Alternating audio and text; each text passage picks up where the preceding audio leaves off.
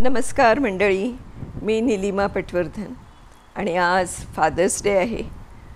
असं नाही आहे की केवळ मुलंच अगदी आपल्या वडिलांचा सन्मान करतात किंवा तीच मोठी होऊन खूप काही छान करतात. आज एक बाप आणि लेकीची इतिहास रचणारी जी जोडी आहे तिच्याबद्दल सांगते. वडील आणि मुलीची एकत्र लढाऊ विमान उडवून विक्रम घडवणारी प्रेरणादायी कथा आहे ही.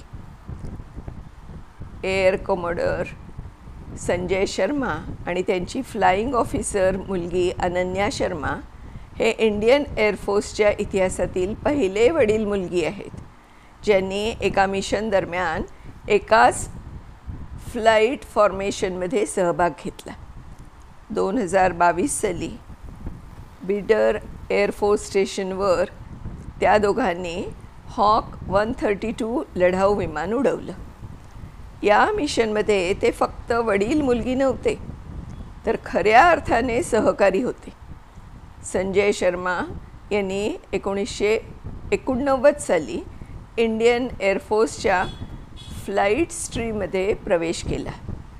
त्यांना लढाऊ विमान उड्डाणाचा विस्तृत अनुभव असून त्यांनी MiG-21 स्क्वॉड्रनची कमान पण सांभाळलेली आहे. अनन्याने लहानपणापासून आपल्या वडिलांना फाईट पायलट म्हणून पाहिलं आहे आणि त्यांच्याकडून प्रेरणा घेत वायुसेनेत सामील होण्याचं स्वप्नही पाहिलं आहे.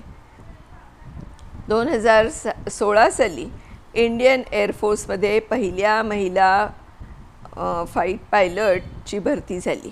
तेव्हा अनन्याला वाटलं की तिचं स्वप्न आता सत्यात उतरू शकतं. इलेक्ट्रॉनिक्स आणि कम्युनिकेशनमध्ये BTech केल्यानंतर तिला फ्लाइंग ब्रँचमध्ये प्रशिक्षणासाठी निवडलं गेलं. डिसेंबर 2021मध्ये अनन्या फाईट पायलट म्हणून नियुक्त झाली आणि आज तीच लहानशी मुलगी आपल्या वडिलांसोबत खांद्याला खांदा लावून उभी आहे. कोणत्याही वडिलांसाठी यापेक्षा अभिमानाची गोष्ट काय असू शकते. तर फादर्स डे हा केवळ आपण आपल्या वडिलांच्या प्रती म्हणजे त्यांच्या प्रती जी आपल्या भावना आहेत त्यांच्याबद्दल आपल्या मनात जो सन्मान आहे त्याच्यासाठी तर आहेच आहे, परंतु आपल्या वडिलांना पण आपण अर्थात मुलगी असो किंवा मुलगा असो जे काही आपण कर्तृत्व गाजवलं त्यामुळे त्यांचा पण अभिमान वाढलेला असतो. त्यांना आपल्याबद्दल अभिमान वाटत असतो आणि ते त्यांच्या चेहऱ्यावरून, त्यांच्या हावभावावरून, त्यांच्या शारीरिक बोलीवरून दिसतही असतं. तर असं काहीतरी छान कर्तृत्व घडवून आपण आपला फादर्स डे साजरा करूया. धन्यवाद.